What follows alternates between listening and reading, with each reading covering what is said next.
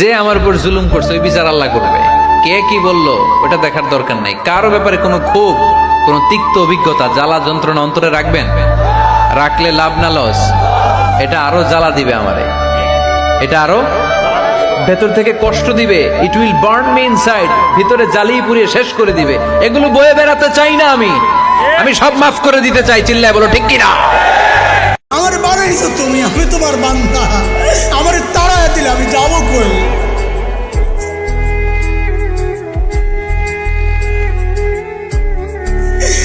কই যাবো? তুমি ছাড়া মাফ করবে কে বলো?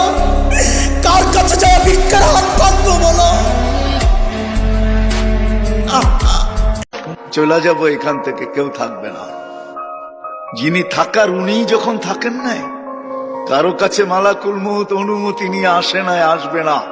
শুধু একজন মুহাম্মদুর রাসূলুল্লাহ সাল্লাল্লাহু আলাইহি ওয়াসাল্লামের কাছে মালাকুল মউত যখন আসছেন, তো আল্লাহ বলছে বন্ধুর কাছে অনুমতি নিয়ে ঢুকবে। অনুমতি দিলে ঢুকবে, নাইলে ফিরে আসবে।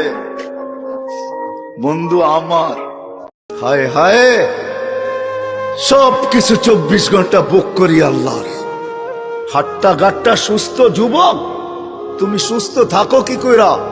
একদিন তোমার কুদরতি ডায়ালিসিস বন্ধ করা দেখ, তুমি বিছনায় পড়া যাবে।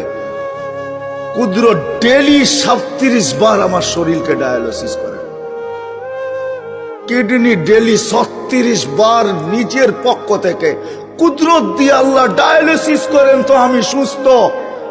আমি মরে যাই, আমি শহীদ হয়ে যাই, আমার ডান পাশের ভাই বোনেরা এই লড়াই যতদিন বেঁচে থাকবে ততদিন আল্লাহ ততদিন মাথায় রাখবে। স্বাধীনতা